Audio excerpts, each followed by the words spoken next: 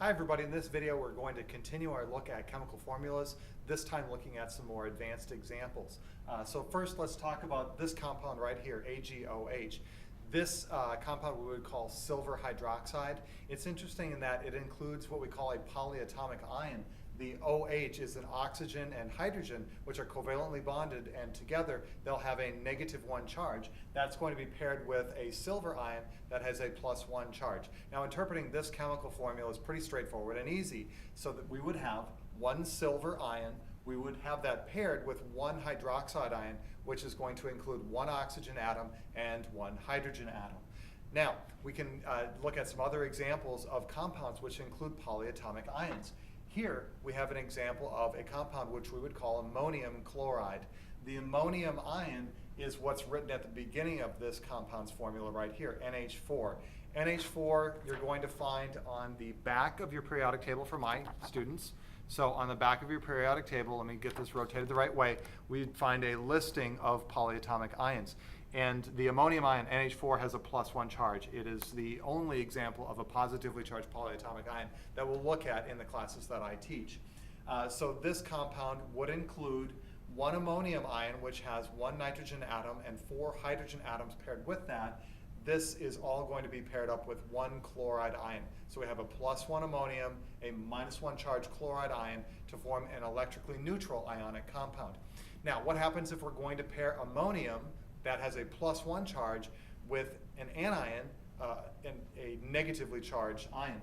For example, the ion that forms from sulfur is called sulfide, and it has a -2 charge. So we will need to have 2 ammonium ions to balance the negative charge of the sulfur. Another way of thinking about this would be like this. For every one NH4, there's a +1 charge. So if I have one of these paired with one sulfide ion that has a -2 charge, you can see that the +1 of the ammonium does not cancel the -2 of the sulfide. So I need to bring in one additional ammonium ion.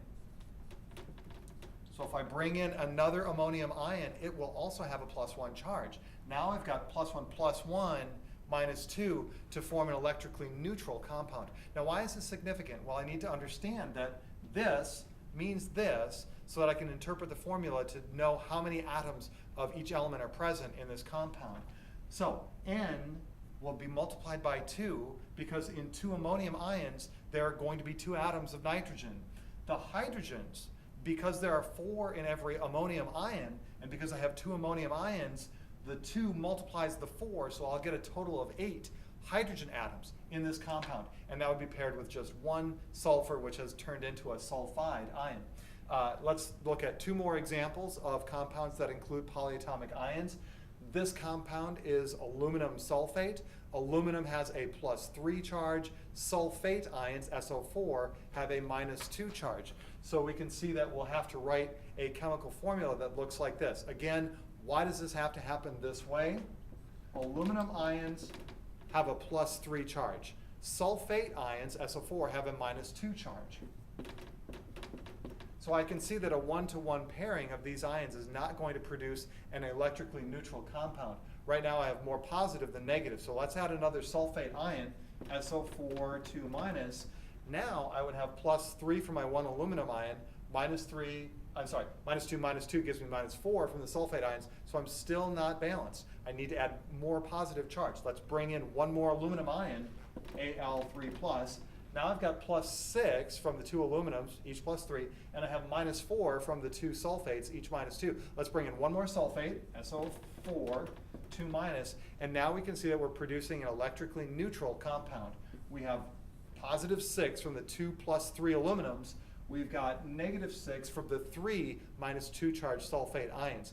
This I'll be using to interpret the chemical formula to know how many aluminums and how many sulfurs and how many oxygens are present in my compound.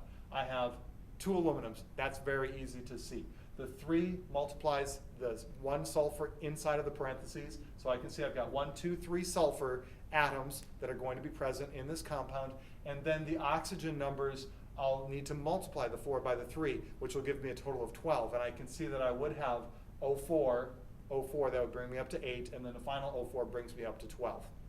Finally, the last type of formula that we're going to be looking at is right here. This is an example of what we call a hydrate compound. This is copper 2 sulfate, which typically is going to be found paired in a crystalline structure with water molecules in a 1:5 ratio. I've seen this written like this sometimes, CuSO4, H2O in parentheses followed by a 5. However, the more frequent way that you're going to see this is CuSO4 and then a multiplication symbol, 5H2O. The copper sulfate part of this is fairly easy to interpret. We've got 1 copper, 1 sulfur, 4 oxygens from that part of the compound. Now, 5H2O, I need to understand, means the following thing. H2O, H2O, H2O, H2O, H2O. Okay, so we have 5 water molecules for every 1 unit of copper 2 sulfate. So my number of hydrogen atoms from this, I need to take 5 to 2, multiply them to get a total of 10. 2, 4, 6, 8, 10.